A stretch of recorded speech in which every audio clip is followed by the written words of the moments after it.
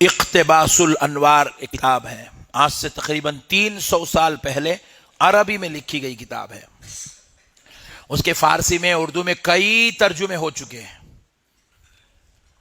تو اب اقتباس الانوار کتاب میں یہ واقعہ لکھا ہوا ہے، مگر اب یہ واقعہ بازو والوں کے واسطے نہیں ہے، یہ غوث پاک کے غلاموں کے واسطے ہے.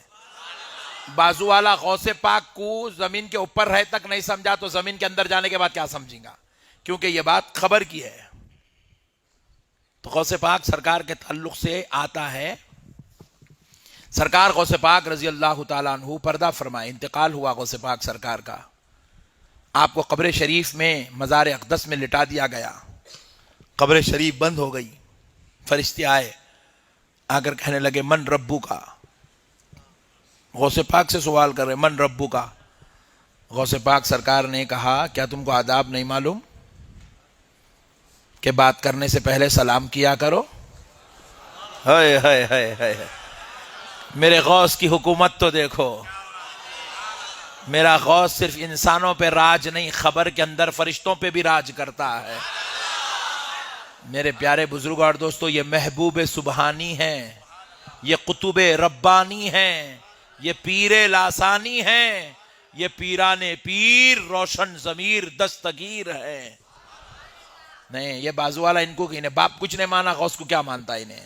اس کی لائٹ لو، چھوڑو اس کو. تو میرے غوث پاک سرکار فرشتوں سے کہنے لگے بات کرنے سے پہلے سلام کیا کرو، آداب نہیں معلوم؟ تو فرشتے ادب سے کھڑے ہو کہنے لگا السلام علیکم یا عبد القادر، اے عبد القادر آپ پر سلام ہو. تو آپ نے سلام کا جواب دیا. جواب دیتے ہی پھر فرشتے پوچھے من ربو کا.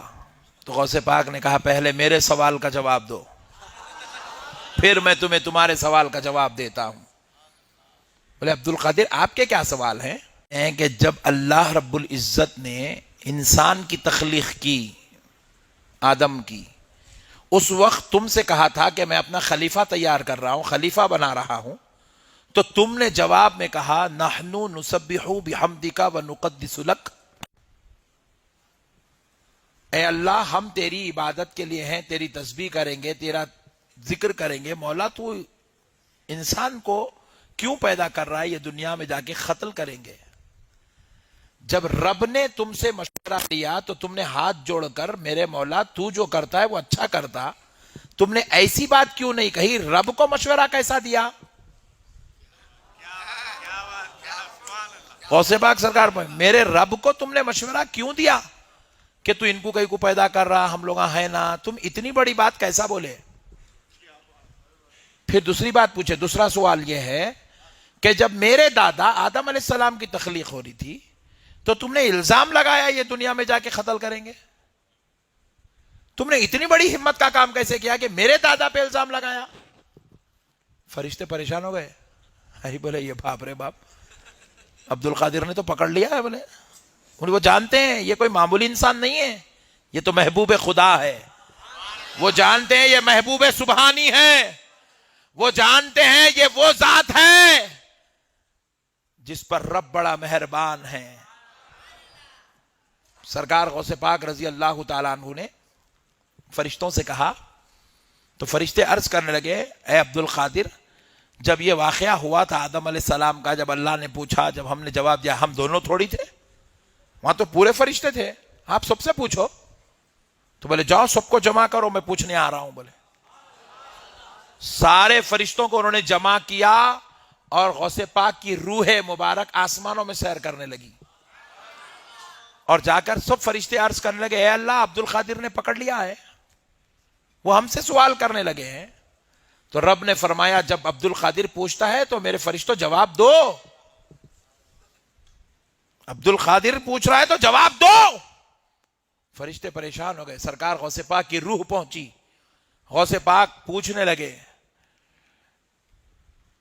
تو فرشتے عاجز آ گئے، سوال کا جواب نہیں دے سکے. تو کہنے لگے اے اللہ ہمیں عبد القادر کے ان سوالوں سے بچا لے. تو رب فرماتا ہے عبد القادر ان کو چھوڑ دو، عبد القادر ان کو چھوڑ دو. تو غوث پاک سرکار کی روح مبارک نے عرض کیا اے اللہ تیرے حکم سے میں ان کو چھوڑتا ہوں، لیکن مولا میری ایک شرط ہے جو ان کو پوری کرنی ہوگی۔ تو رب فرماتے عبد القادر ان پر شرط بیان کرو۔ تو غوث پاک سرکار اب فرشتوں کو شرط سنا رہے ہیں، سنو اے فرشتوں، رب کے حکم سے میں تم کو چھوڑ رہا ہوں مگر ایک شرط ہے۔ فرشتوں نے کہا اے عبد القادر کیا شرط ہے؟ تو کہتے ہیں کہ سنو، آج سے لے کر صبح قیامت تک جب کبھی خبر میں میرا مرید آئے گا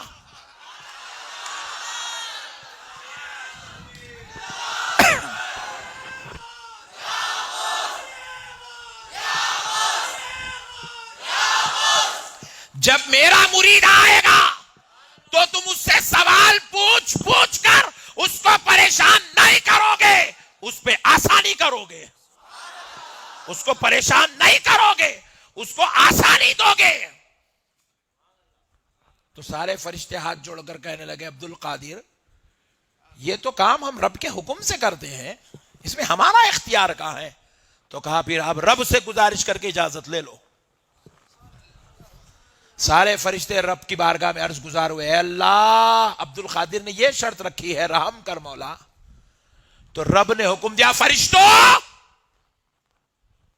عبد القادر اگر کہتا ہے کہ اس کے مریدوں کے ساتھ خبر میں آسانی ہو تو لو تمہارا رب بھی تمہیں اجازت دیتا ہے کہ عبد القادر کا مرید آئے تو اس کے ساتھ رحم کا معاملہ کیا جائے۔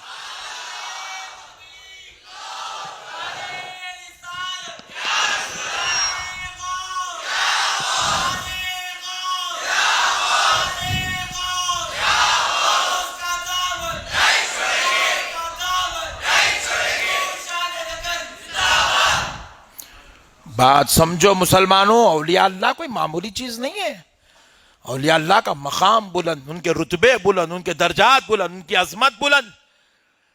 ارے تم میرے دوست ہو، میں تمہارا دوست ہوں، مگر غوث اعظم کسی انسان کے دوست کا نام نہیں، کسی فرشتے کے دوست کا نام نہیں، غوث اعظم خدا کے دوست کا نام ہے۔ اسی لیے میرے غوث پاک نے ارشاد فرمایا صبح قیامت تک اگر کوئی قادری سلسلے میں مرید ہوا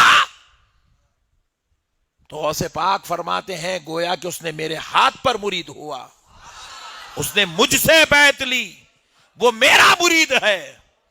پھر آگے فرماتے ہیں کہ لوگوں اگر تم فتنوں کا انتشار کا زمانہ پالو، کوئی تمہیں پیر نہ ملے، کوئی تمہیں کامل نہ ملے، اللہ والا نہ ملے، پریشان نہ ہونا، دل میں ارادہ کر لو کہ تم میرے مرید ہو تو قیامت تک کے لیے تمہیں یہ خوشخبری ہے کہ تم میرے ہی مرید ہو۔